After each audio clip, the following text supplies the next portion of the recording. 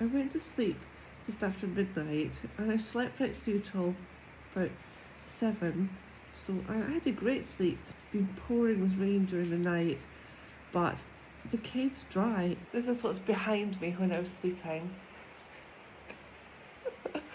Who knows what lives down there. We're waiting for the sun to rise. Get ready with me, Bone Caves edition. You first of all need to pick a good outfit for the day.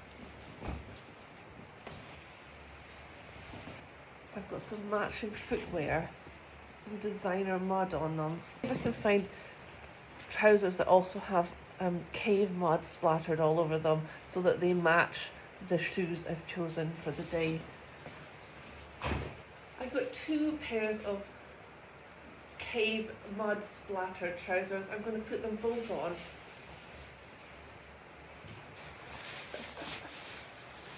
Fit check.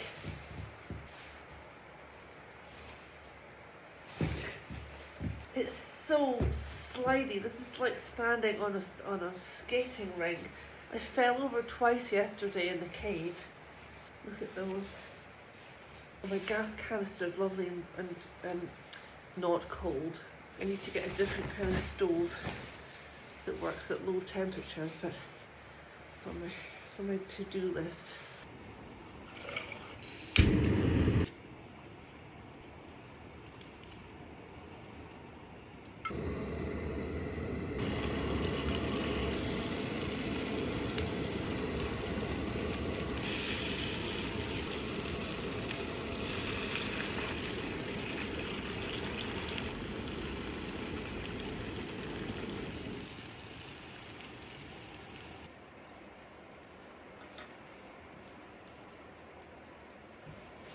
Delicious.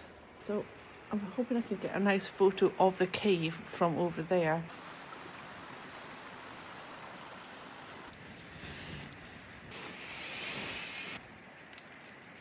This cave mud is so sticky and it gets everywhere. Something horrific happened to me last night. I was in my bivvy bag. I'd left it open at the front and I was just kind of falling asleep, and something just landed in my mouth. It was dark. I just felt this like wet clump of something in my mouth. So obviously I just spat it out and got a complete panic because for some reason what entered my head first of all was that a little baby frog had jumped into my mouth. And oh man, the fright I got. And I sat up and I couldn't sit up because the bivvy bag banged me in the head, and then I was panicking because I was tied in by my sleeping bag and everything. Scrambled around, I found my torch, and I could tell that what it was a clump of mud that had fallen into my mouth. First I thought it had fallen off the ceiling, so I kind of went right inside the head bit of my bivvy bag. Then I realised that my glasses case was right above my head in the little shelf thing inside that head covering, and it had mud on it. So I think all that had happened was I'd probably slid it in, a bit of mud had got stuck on the mesh, and then just landed straight in my mouth. Anyway, that was very unpleasant, but I'd much rather it was a little clump of mud than a baby frog.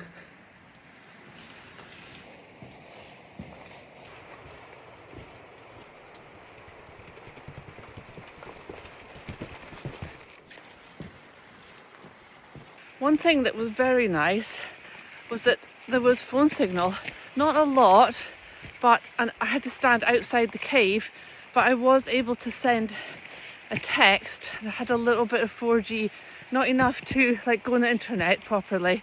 Like I couldn't scroll on TikTok or post any TikToks, but I could send texts. Somebody did tell me they've been putting a lot more masts in this area, so I guess they're increasing coverage all the time. Even though I've got SOS satellite connection on my phone now, I've got a new iPhone, it was kind of reassuring to know that I could send a text or make an actual call if I needed to. That's the one I slept in up there.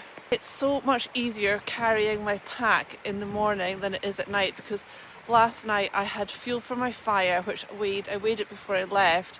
It was 3 kilograms of logs, and I had 2.5 litres of water with me, basically 5 and a bit kilos lighter. What a joy. I was walking in the dark and it was pouring with rain, so there's a wee bit of anxiety about going to the cave and things. This morning's walk back is going to be a lot easier.